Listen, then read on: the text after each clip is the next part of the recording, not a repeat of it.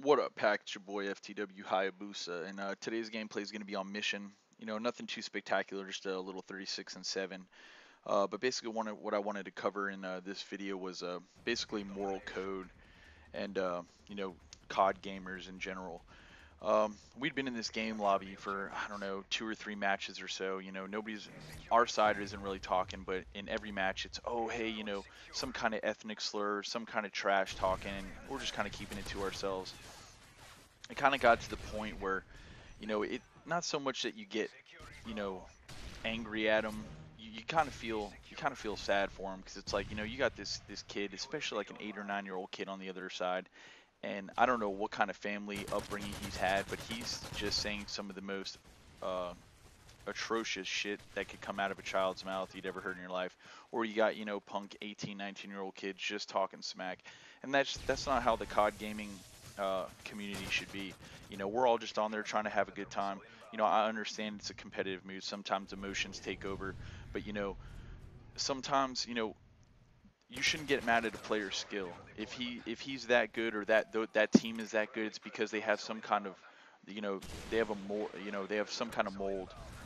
They've been playing together for a long time. I mean, some of us have been playing ever since, like we talked about earlier, COD 4, Modern Warfare 2. You know, we've built our skill around these games and put in hours and hours of time to get this good. You shouldn't be over there, you know, dropping ethnic slang, or, you know, dropping the N bomb or anything like that to other gamers who were just trying to have a good time.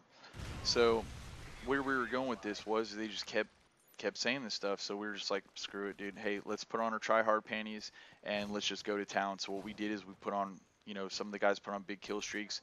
Mine wasn't go big or go home. Mine was more about, hey, I'm gonna put it on you. I'm gonna keep these kill streaks coming and coming and coming. So mine was all about numerical value. I was gonna try to drop 12, 13, 14 Predator missiles on top of your head until you either A, quit the game, or B, you just dropped your KD, you know, tremendously. And I honestly think that, you know, the, the parents are the ones who actually control this. Social media is a big, I shouldn't, which is ridiculous. Social media should have no bearing on a child's upbringing whatsoever, and that should all be monitored by by the parents anyways. Back in the day, I mean, think about all the people, who were in their mid 20s, early 30s now. We talk back to our parents, we would get torn up. These kids nowadays, I see on Maury Povich and stuff like that, that drop, telling his mom he's a bitch because she didn't buy him a goddamn Tonka truck. Okay, so what? There's kids all over America that don't have a Tonka truck, but, they still have some sort of ethical upbringing and moral stability in their life. And, this kind of reverts me into my next topic of conversation, and, you know, family. My family came up here this past weekend. That's why I haven't been on and been able to drop a video or two in the past week. Been a little busy with them. My baby sister got married this weekend. Congratulations to her.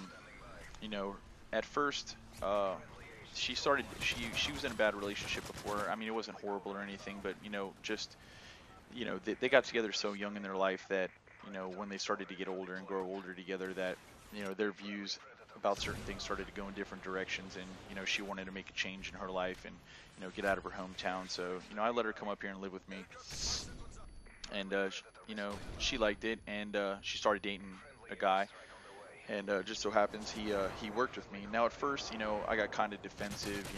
The big brother syndrome kicked in. I started to get, things started to work in my mind where I was like, oh no, you're not going to do this and blah blah blah. But I guess you kind of think like that at first, but your senses take over, and you kind of you got to take a step back. You got to look at life from other people's point of view, or else you're just going to be a stigmata of the world, and you're never going to be able to understand anything if you're just one-sided and narrow-minded and non-dynamic in a sense. You gotta kind of understand what other people's views are, so you can kind of work your views in with theirs, and hopefully if both of you have a conversation, and they see your side and you see your side, there's not a conflict anymore. Both parties are now aware of how each other feels, and you can kind of work and build on that from there.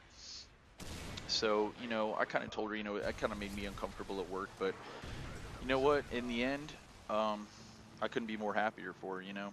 Uh, he's a great dude, you know, does everything he does is basically to make her happy. So I guess at first I had to put my pride aside and you know, stop being the big brother and kind of be a mentor or a friend. I'd basically just, you know, be a friend to her and have her understand that I was there to support her. And that's what that's all about, is support. You know, you got to, if you want somebody to support you and understand where you're coming from, then you also have to understand where they're coming from as well, because every side is open to interpretation. And that's basically what it was at this point of view, is that I was so blinded by my own I guess point of view, I guess again, that I just didn't want to see what was really going on and how happy she really was for the first time in her life. And you know, him and I talked it out, and I let him know where I was coming from. And in the end, we both kind of put our own morals aside and kind of built on that. And you know, everything turned out all right. Then on to the fun stuff. Uh, after their wedding ceremony, we went out there and got a little tipsy. And the night before wasn't any better. We got it in. I woke up that morning and I was already kind of done as it was. And we went to the bar afterwards and we just started pounding shots. Well, one of our buddies decided that it would be amazing to have a portable breathalyzer. And I don't know if any of you have ever dealt with these, but I mean, it's not too dynamic. It's not very, you know, it doesn't know exactly what you are, but it gets you a baseline kind of what your alcohol content is to your blood alcohol inside your body at that point in time. Well, we were all blowing like 1.6s, 1.7s, and mind you, I had already been annihilated up to that point in time the night prior, so I was trying to drink the beer to become drunk again so I didn't feel fucked up. And so we decided to go back to the bar and start taking some more shots. Well, I got to the point where I was so done that we had to end up going home. And I guess in an instance, you know, you look back, you're like, oh Jesus, man, you shouldn't have drunk like that. But it was a celebratory type of getting smashed, so you know, it was all for the best. And we had a great time. You know, we did a lot of cool things, and so my buddy and I, we went back to the house, and I guess I'm acting crazy. I'm going outside, trying to juggle like a fucking circus clown, some beer bottles, and I guess some of them got broke. Uh, you know, I was trying to do some hardcore parkour over a chair. Decided I was gonna fall over.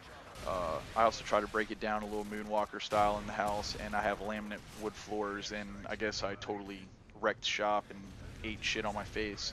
So mom and dad and them were like, all right, buddy, it's time to go to bed.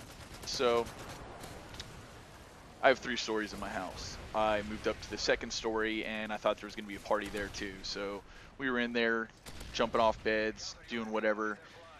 And I guess it just finally came to the point where I just totally passed out. And somehow I ended up on the 3rd floor. I don't know if I, you know, walked up there inebriated, not knowing, unconsciously, just due to a man needing to survive and find some kind of place to rest his head until he can, you know, wear off the effects of the alcohol. But I woke up later that night. My buddy was still up, pure hatred, and he was like, "Hey man, you got pretty smashed." And I was like, "Fuck yeah, man, I was done." And you know, we had a good few laughs about it, good few jokes, but I mean, in the end though, you really never want to get, you know, that smashed. I guess when you look back, you always want to have a few of those nights, but I mean, it at least it took me about 2 days to recover from that, and having to go to work and, you know, go do physical activity is not too fun when you're less than 100%. But you know, I guess in the end, the only thing you really want to, I guess where it was there is also, you know, you want to talk about the support. You know, you had the support of the friends, you know, support of the family at that point in time. So even though you were in a trash state, you still had those people around you, and they kind of understood where you were coming from. So all these topics kind of mold into each other, and as you can see, I guess we only got roughly about 3 seconds or so on the gameplay. But I just wanted you guys to watch this nasty Reaper my boy FTW Dolphins throws down here at the end for the last kill. It was ridiculous. A little 200 to 112. So all you guys who want to talk smack, this is what happens when Riley drops a Predator missile. Throws a little Roger Clemens hook right here. Booyakah for the last kill. But this is FTW Hayabusa. I know it's a long video. Thanks for listening. I'm out.